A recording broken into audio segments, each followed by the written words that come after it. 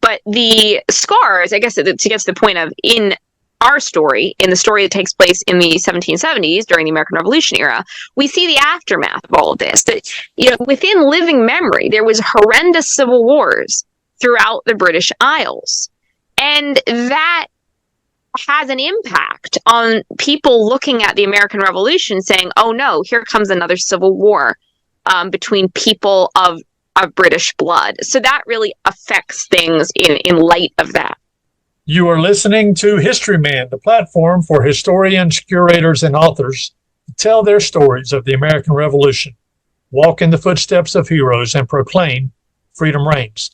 On today's episode, we are excited to have Avellina Balestri and her work, Gone for a Soldier. So welcome, Avellina. Thank you so much for having me, Eric. I really appreciate being on this program and just appreciate what you do in general, bringing to light these stories from the American Revolution. Well, we certainly love walking in the footsteps of heroes, and Gone for a Soldier is one of those where we actually can. And I appreciate, what you've written and how you have written it. It is hard being an author.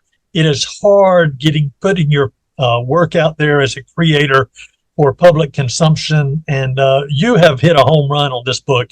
And I hope our listeners are able to take away from this episode just how good this book is, and we'll go out and find it. Tell us a little bit about yourself and where we can find your book. So my background is basically I've been writing as a freelancer, writing and editing since I was in my teen years. So it's been, a lot of different things either to do with history or religion or social studies or popular culture and how they kind of overlay in terms of my writings thus far. I've written for around over 30 different magazines, either print or online, on these subjects. And I also run my own magazine, Fellowship and Fairy Dust, which it has the purpose really of inspiring faith and creativity and exploring the arts through a spiritual lens.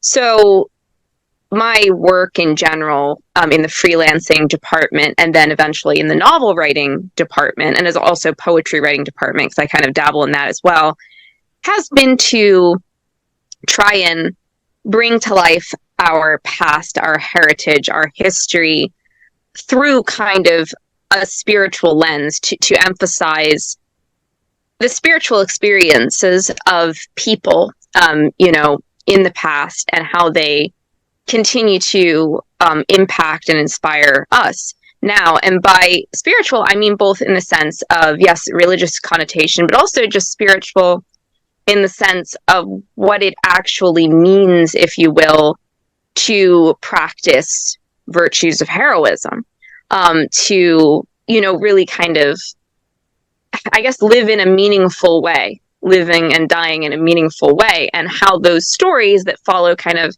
the hero's journey, if you will, in different spheres, affect us. And so that has been an interest of mine.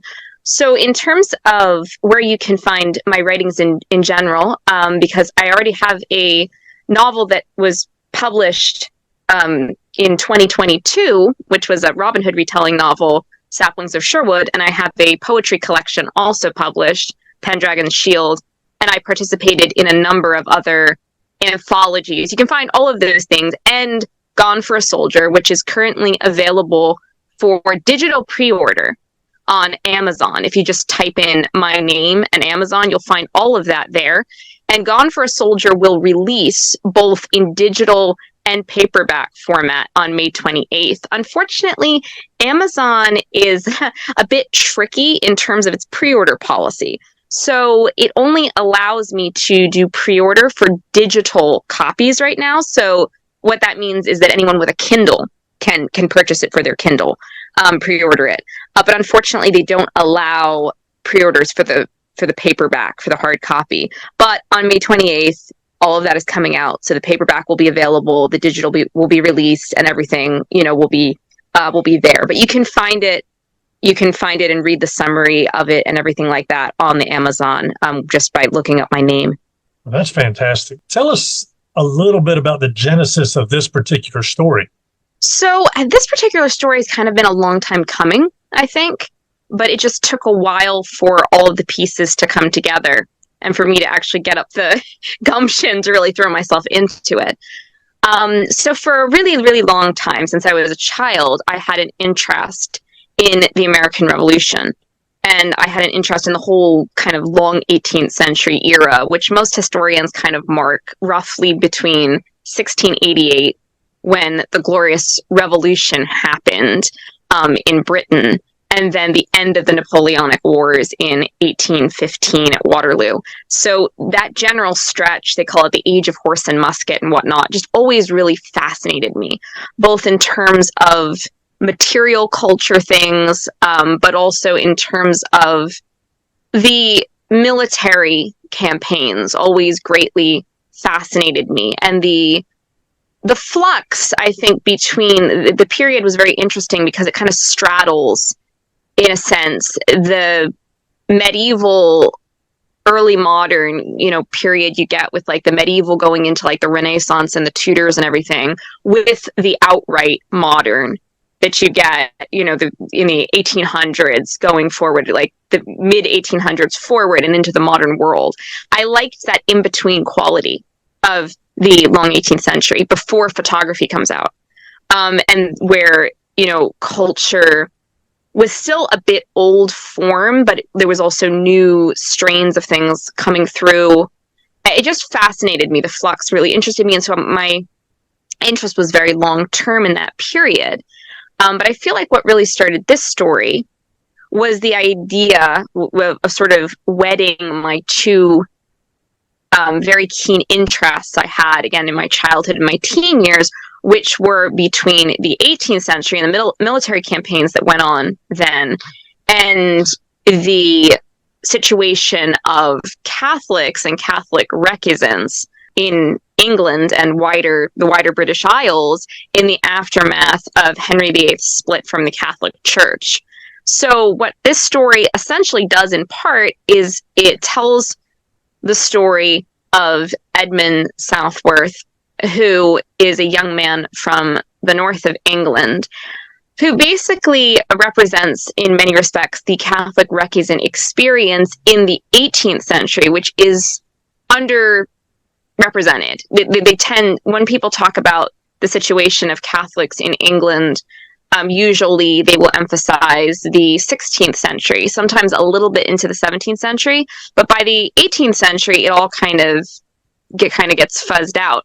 And so I was thinking of doing that because I thought that would be very interesting, and also to take that and then connect it to the American Revolution, and in this case, one of my sort of favorite campaigns to study, which was the Saratoga campaign. So how would you classify the book then? Fiction, nonfiction, historical narrative, biography? How would you put this? What category do you put on this?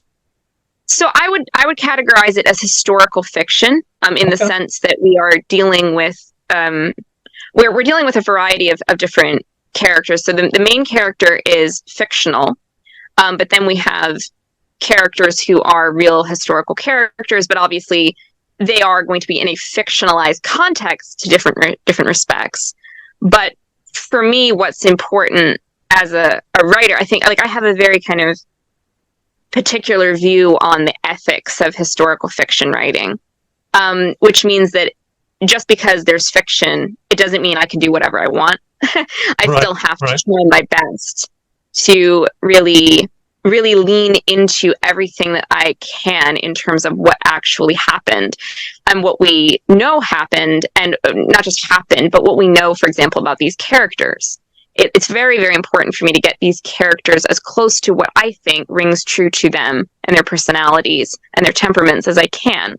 And then where we obviously put in fictional scenarios and dialogue, it's very important for me that it rings true as close as one can get. Obviously, there always is going to be an element that we just don't know with certain things, but it's very important for me to represent these people in as close as I feasibly can to what I've learned about them from real documents and letters and memoirs and contemporary accounts and things like that. So it is historical fiction, but I emphasize, I think perhaps the history part is very important to me. Give us a kind of a background of where this took place, or where the story took place. Give us kind of a geography, so to speak, of the land that you're talking about. Are we talking about the true north here? Are we talking about the cold environs of England? Or are we talking about Nova Scotia that has warm weather 3 months out of the year? What are we talking about? Yeah, so the county that a lot of the story takes place in when we're in England, because again, the story jumps back and forth between the British Isles and North America. When we're in England, it mostly takes place in Lancashire, one of the northern counties, which had one of the highest populations of Catholics. And it worked really nicely for my intent, because not only did it have this high population of Catholic recusants, but General John Burgoyne, who becomes this very important character, actually had ancestry from there. And he represented the city of Preston in Lancashire in the Parliament. And he had a house there, he had lands there. He was connected to Lancashire, even though he was born and lived like part of the time in London. He still was a Lancashire man at the end of the day. So that really helped me to kind of set a sense of place, and to research, for example, the geographical elements of the county, which are quite diverse in terms of the appearances. It has some very beautiful sections. It's right next to Yorkshire. It's like the long running feud is between Lancashire and Yorkshire. They're right next to each other in the north of England, and they famously, their noble houses went head to head against each other during the War of the Roses, with the House of Lancaster being represented by a red rose and the House of York being represented by a white rose. And so they have that going on for them. So that's basically the situation in England. In North America, when we get there, the majority of the time is spent in the New York wilderness. Now, we do spend some time in Canada in the beginning, but most of the time, again, just like in England, we spend some time in London, but most of the time in America and North America is spent trekking through the density of the New York wilderness, which at this time, I mean, it's hard for us to kind of fathom how dense some of these areas were, and just how daunting and haunting, frankly, it would be for people who were not accustomed to that kind of an environment. It certainly could produce wonder and dread. So very densely forested areas. It's the wilderness. So that has an impact on definitely the way that the characters evolve in the story. I love the conversational style of this book. It just kind of works you right through the personalities. And speaking of personalities, Burgoyne was a colorful person, wasn't he? Was he not? Yes. He was very colorful. I bet he was fun to write. Yeah. His personality just really jumps out at you. Tell me a little bit about Edmund. Oh, sure. So basically, Edmund, again, like, he comes from this recusant background in the north of England. He basically knows John Burgoyne, Gentleman Johnny, as he's called, because his family, because they're recusant Catholics, they have to pay fines to the government, and they have to pay basically tithes to the Church of England and various fines for not attending the Church of England. And then just there's various other aspects in which they're just curtailed. They can't vote because of the Test Act that they can't take. Edmund can't pursue higher education in England, like in the prestigious universities of Oxford and Cambridge, etc. The family is not allowed to own weaponry, like, guns or swords. They're not allowed to go hunting or fencing, which was a big thing for a family like this. Oh, because I forget if I mentioned, but yeah, they're from an old noble family that's just fallen on hard times. So basically, they have the ancestry, and they still have the house. It's kind of dilapidated now and fallen into kind of ruin in various respects.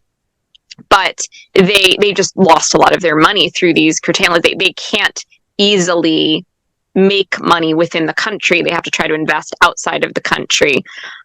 They like Edmund is not allowed also to try to pursue various careers, because his like Protestant friends, for example, particularly Anglican friends, because they're part of the ascendancy in this universe, they are pursuing like careers, whether that's in politics, in the law, in the Church of England, and in this story, particularly the emphasis is on in the military. So they're pursuing, commissions as officers and so on and so forth. All of this is barred to Edmund as a Catholic.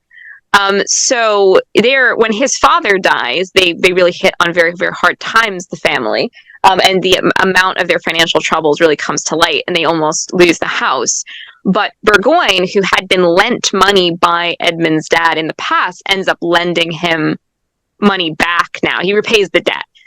So what ends up happening, therefore, is that in the story, Burgoyne and Ned's relationship really is sort of front and center, because he kind of decides, Burgoyne decides to sort of take this young, sheltered farm boy, as he puts it, gentleman farmer, under his wing. And Ned is about 18 when the story opens properly. And Burgoyne is, like 50. So he's taking Ned under his wing and trying to kind of surrogate him a little bit and be like kind of a paternal influence, if you will. And the thing is, though, again, Burgoyne is this very colorful character. He's a playboy and a playwright, and he was known for being he could be a very charismatic and warm character, very much of a party animal. And for those who he liked, for those who he connected with, he could be, again, very affable and agreeable. And so, I mean, he's a fun guy to be with and to write. In that context, of course, little does Ned know down the road that some of Burgoyne's more toxic traits are going to have quite an impact on his life in the negative. But there is, however, regardless of his more negative traits, a sense of loyalty that really develops for Ned towards Burgoyne. That is a big part of the story as well, and dictates why Ned does certain things that he does, sometimes against his better judgment. You've got a lot of historical figures in the book. Tell me a little bit about your preparation to write against the backdrop of the historical events.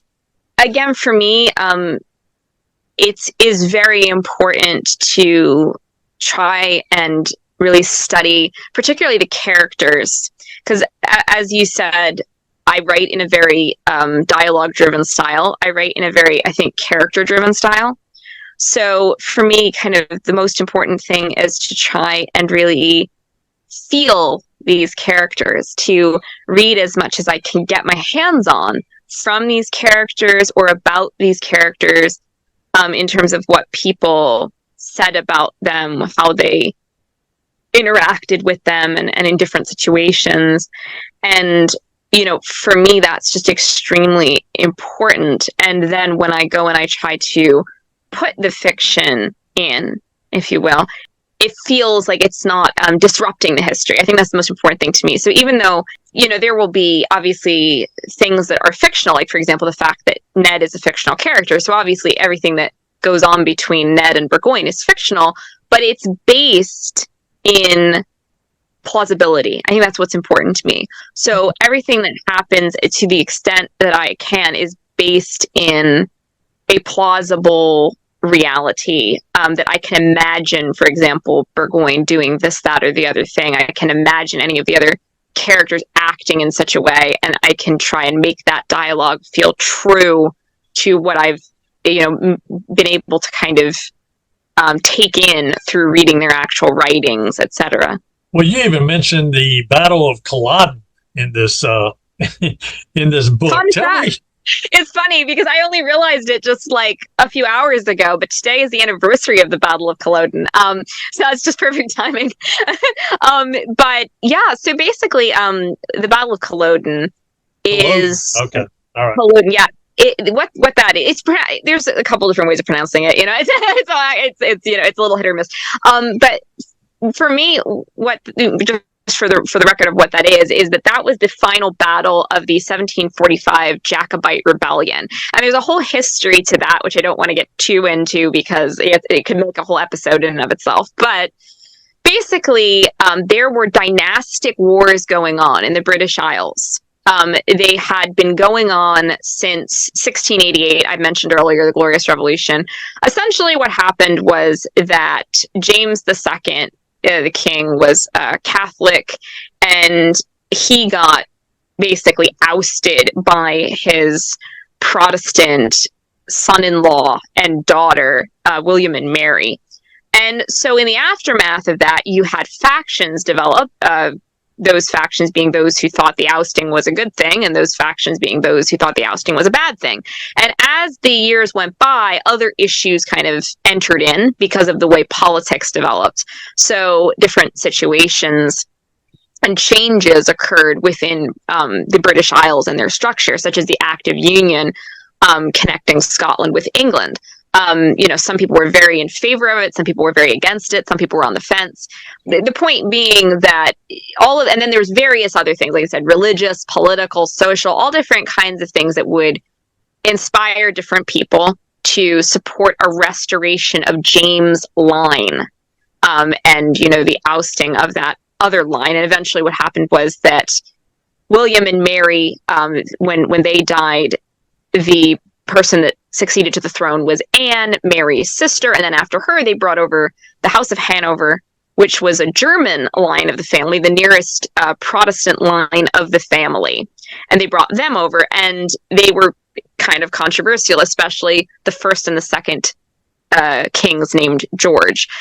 So you have a lot of different people saying, no, actually they're foreign, they're born in Germany, we don't want these, foreign kings, and they felt like it wasn't right that the Stuarts had been, the Stuarts being the line of James at that point, having been exiled, even though, again, because they'd been exiled so long at that point, they almost were foreign as well. So it was complicated. But suffice to say, 1745 Jacobite Rebellion is the one where Bonnie Prince Charlie, Charles Edward Stuart, very charismatic, colorful character as well, lands in Scotland determined to reclaim the throne of his father and his grandfather that he believes was unlawfully withheld from them. And so he comes to claim the triple crowns, really, he puts it, so of England, Scotland, and Ireland.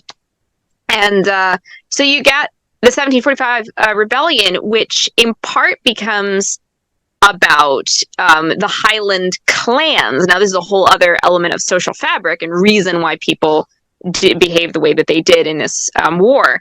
But basically, you have a situation where the Highland clans are trying to preserve their way of life, which is distinct, quite different from the lowlands of Scotland and England and other parts of the British Isles.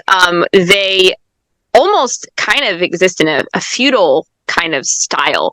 It's very different, and they are hoping that if they back Charles Edward Stuart, if he takes the throne, for his line, he will be grateful to them and protect them and preserve them from those who wanted to kind of crush their power and take their way of life elsewhere in the British Isles. So fast forward, Charles Edward Stuart, he does okay at first with the rebellion. He takes Edinburgh, capital of Scotland. He marches into England. He goes down as far as Derby, which is kind of in the Midlands of England. And then he could have pressed on to London, but he is discouraged from doing so by his counselors, who essentially tell him no too much of a risk. They don't know it, but at the time, basically the Hanoverian government is in a panic, and they're actually considering evacuating the city. But he doesn't know that. They don't know that. So they pull out and they go back up to Scotland. It's a bad idea because they basically end up doomed, far end doomed, when they turn back and they lose the momentum. And so what ultimately happens at Culloden, getting background, so they end up getting horrendously wiped out. I mean, it was a massacre. It was the destruction of the power of the Highland clans that happened. The government troops just decimate them, really, at Culloden. And then there's all kinds of atrocities that unfold afterwards, and it's this big traumatic thing which really scars the psyche of, the Highlands, of wider Scotland, of the whole of the British Isles, because it was a civil war. So we're dealing with a war where people, for example, you had some Highland clans like the Campbells and the Munros, some of the Munros backing the House of Hanover, for example. And so even in the Highlands, there was splits. And then you had various people throughout, again, the British Isles who would go one way or another with that war. But the scars, I guess, to get to the point of, in our story, in the story that takes place in the 1770s during the American Revolution era, we see the aftermath of all of this. That, within living memory, there was horrendous civil wars throughout the British Isles. And that has an impact on people looking at the American Revolution saying, oh no, here comes another civil war between people of British blood. So that really affects things in light of that. Well, tell me a little bit about Simon Fraser of Balnain. And you wrote, in the voice of General Simon Fraser of Balnain, my mother once told me that since life is full of woes, we each have 3 unseen hearts, so that if the first 2 are broken, the third will still beat true. I'd like to know a little bit more about that. Where did you find that? What's the background of that particular quote? So Simon Fraser was a part of, Clan Fraser that was kind of known for going back and forth in terms of sides. They had kind of a reputation for this. And is particularly associated with another Simon Fraser, who is the clan chief of the Frasers of Lovat, and his name was Simon Fraser the Fox.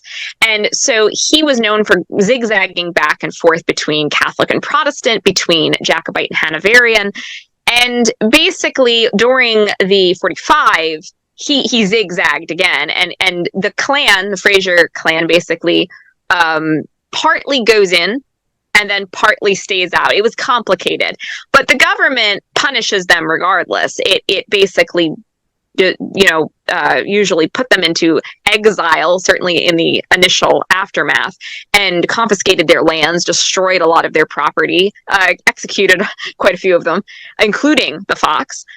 So our Simon Fraser of Balnain, would have been like a teenager, about 16 or 17 at the time of Culloden. And he grew up in Inverness, or near Inverness, which is right, like, by Culloden. He was basically on the doorstep of this horrific battle that took place in the aftermath. When the government troops are pouring out of the battle, going around, ravaging and killing, they pretty much land immediately on Fraser land. So it was all quite a crazy time to be a Fraser in that area.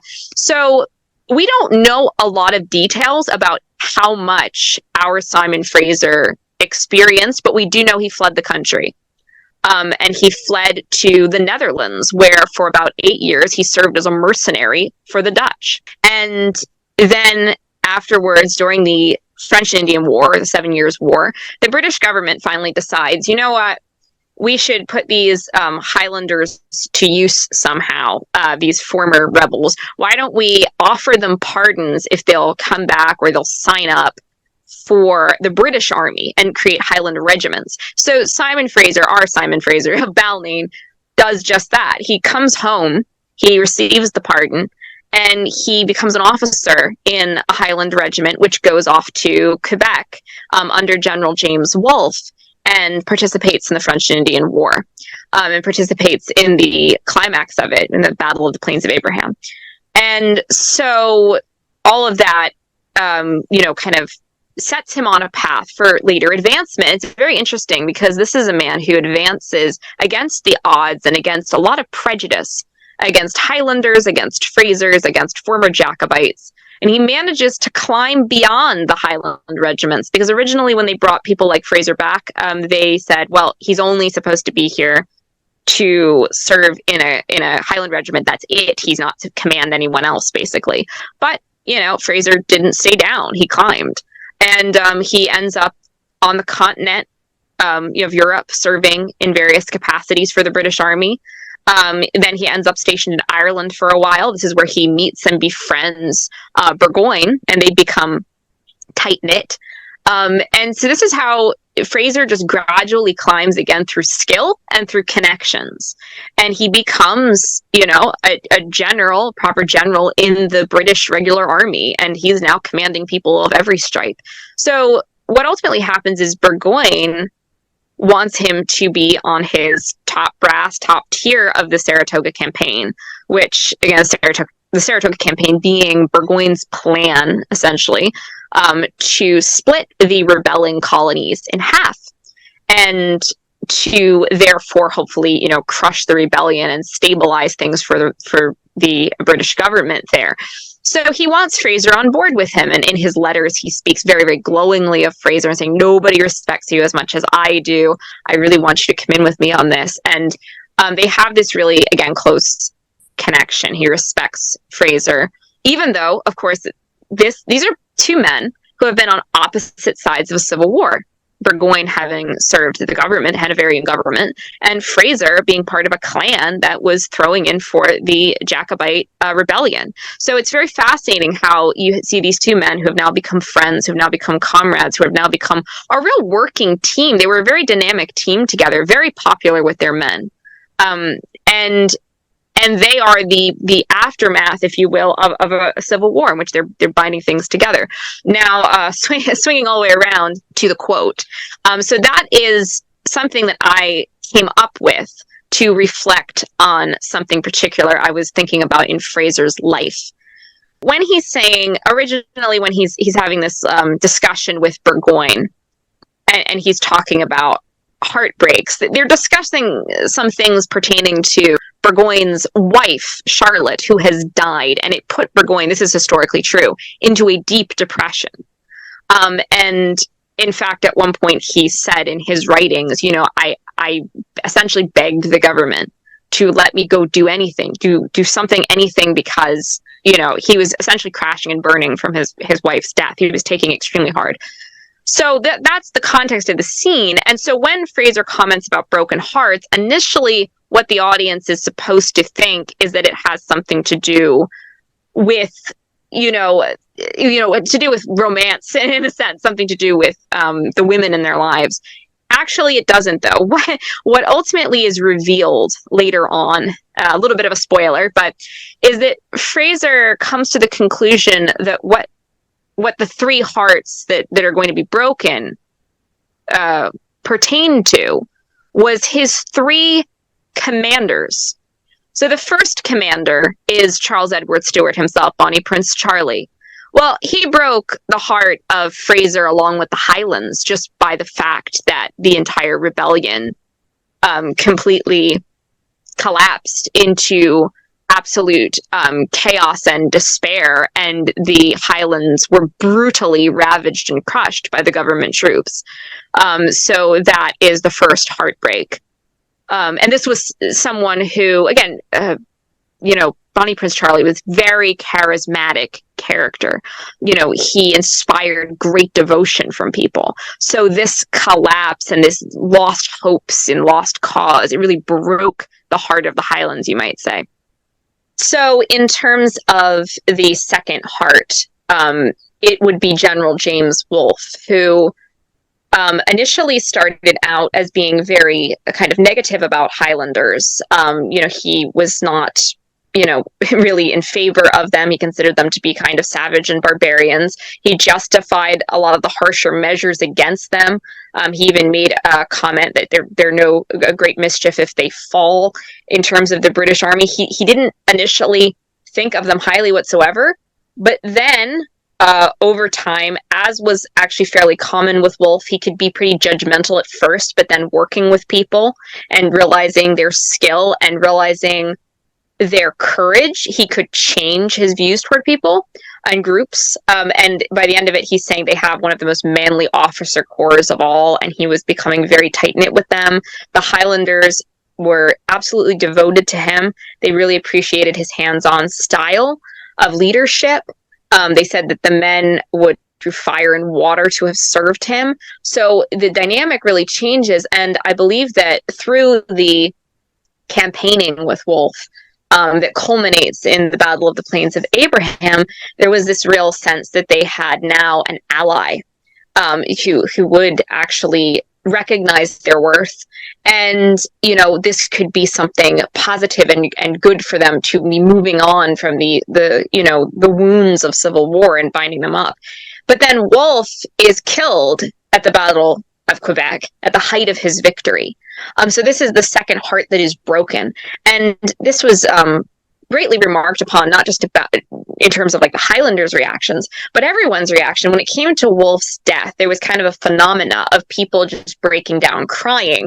If they had served under Wolfe, or even back in Britain in general, the news hit everyone. It was kind of like this climax of elation that they'd finally won this long fought war by the taking of Quebec, but then the death of Wolfe, and it just hit everyone at once, and there was a great emotional response and outpouring upon the news. So Fraser's second heart is that his commander, brave Wolfe, was killed, and they lost a possible ally there as well in getting themselves up, as it were, in the aftermath of the 45. So then the third heart is Burgoyne. General John Burgoyne is Fraser's friend, is now his general. They're on this campaign together. They're very tight knit. The story that I'm telling focuses a lot on them. Their relationship is a big part of the novel, and obviously some of it is me imagining, because obviously we don't have a camera in to get all of their personal private conversations with each other, but I tried to imagine what some of those conversations could be like based on what I learned about both of them and their backgrounds and their characters. And it was very important to me to try to capture that warmth of feeling that they had for each other, that band of brothers sense that they had with each other, and their devotion to one another. And it becomes really a tragedy because of what's going to happen at Saratoga. Essentially, I don't know how much I want to give away here, but we all know things go to hell in a handbasket for the British in general, but particularly some of Burgoyne's decisions are just terrible. They're motivated by what Fraser will eventually call fatal ambition. And Fraser ends up essentially powerless to stop the wheels of destiny turning. And so the third heart here that is to be broken represents Burgoyne and his relationship and their friendship and the tragedy that is going to unfold. Tell us how people can get your book. So they can find Gone for a Soldier on Amazon by just typing in Gone for a Soldier by Avellina Balestri. It should come right up. And you can digitally pre-order it so that you can read it on Kindle right now. It's available for pre-order.